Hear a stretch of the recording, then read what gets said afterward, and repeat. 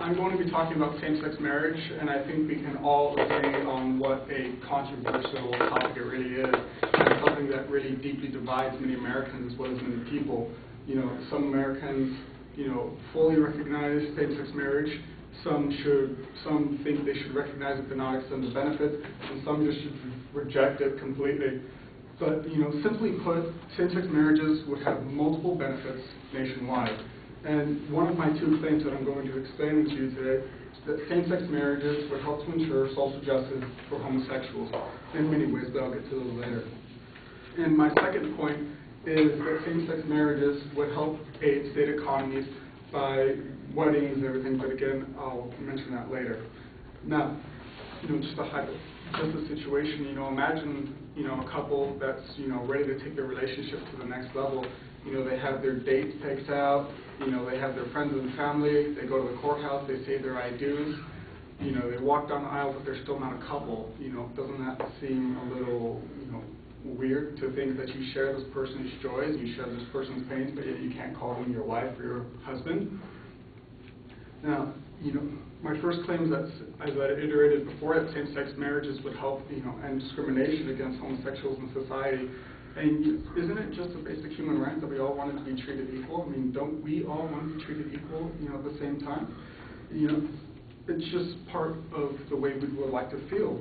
And a recent poll by CBS has stated that only 22% of Americans actually support same-sex marriages, which is quite a low number.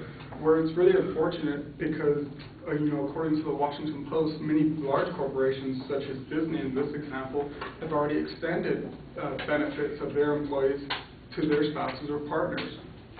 So, if Disney can do it, why can't, the rest of we?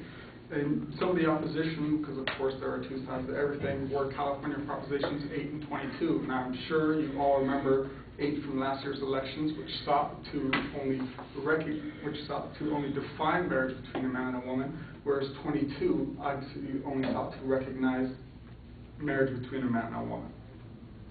But, of course, there's always opposition to opposition. And pending right now on the floor of Congress is the possibility of the Employment Non-Discrimination Act, or ENDA, and that's currently being debated on, written, voted on, and it's actually due to be voted on later. Now, one of the benefits, of course there are many of ENDA, but one of the benefits I'm going to mention is that it extends federal employment discrimination based on your sexual orientation, as well as others such as gender, race, religion, natural origin, but those aren't really pertinent to this speech. And, ENDA also applies to the federal government as well as the state and local government, so you can't be turned down for going to the city of Upland, for say, and applying just because you're a homosexual. Now, hopefully, this will landslide into the implication of the Don't Ask, Don't Tell policy, which is currently being debated on. And that's basically where the military can dismiss you because of your sexual orientation. And that's really a shame because, homosexuals can do a lot for the country, not in the military, but for the economies as well. There's a man by the name of William C. Thompson, Jr., and this again goes into my other second claim that same-sex marriage would help aid state economies and decrease shortfall. Now, William C. Thompson, who was a comptroller, or basically an accountant for the city of New York, states that increasing same-sex marriages decrease state shortfall and help states with their own economy, and I think we can all agree that we need that in this time of recession. Now, obviously, the more marriages you have, the cost of hosting a wedding, it goes directly into the state because you pay fees and everything. So if you put money in the economy, it's going to decrease state shortfall. Now, anyone who's been around a regular married couple, let alone the same-sex couples, tend to know they buy more stuff when they are married, such as housing, furniture, all necessary essentials for life. And it's really a shame because same-sex marriages also inject money into the tax system, which helps fund public schools, not this one, of course, and it also helps fund welfare, which, of course, helps out needy families. And, as of right now, according to CNN, there are 65,000 children in same-sex homes, which, of course, takes a tremendous amount of pressure off the social services system placing kids in needy homes. And I think we can all agree that kids just do really need a loving home. And those are just some of the arguments why same-sex marriage should be, nationwide, and why you all should support this. Thank you.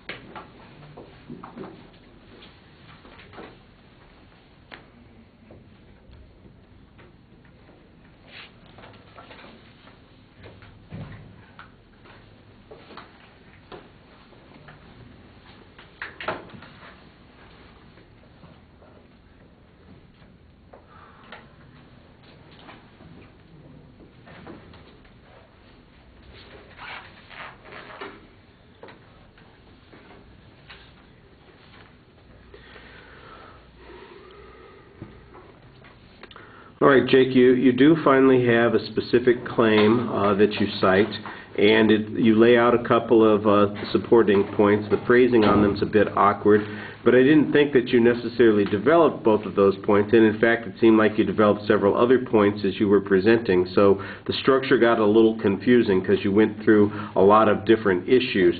Some issues were introduced that are background on the material but don't necessarily address the controversy that you're talking about. For instance, Propositions 22 and 8 in defining marriage in California, that explains what's going on, but it doesn't show that people are denied any rights or that they are harmed in any particular way. There's a presupposition about harm that goes on there, and I think you need to develop that argument a lot more rather than just assuming that a harm exists. On the economic issue, I'm trying to wonder, if I want to throw a party, whether or not I'm getting married, I'm still spending the money in the state. So if a couple wants to get married, by the way, you don't have to have a license to call it a marriage.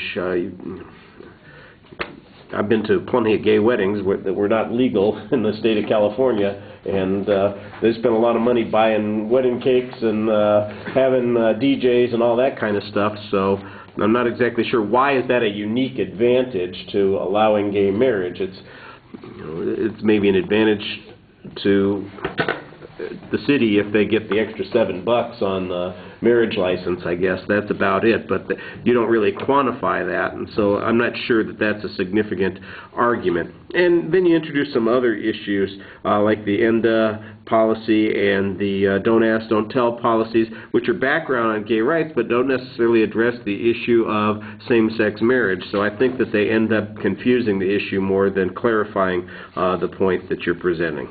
All right, thank you.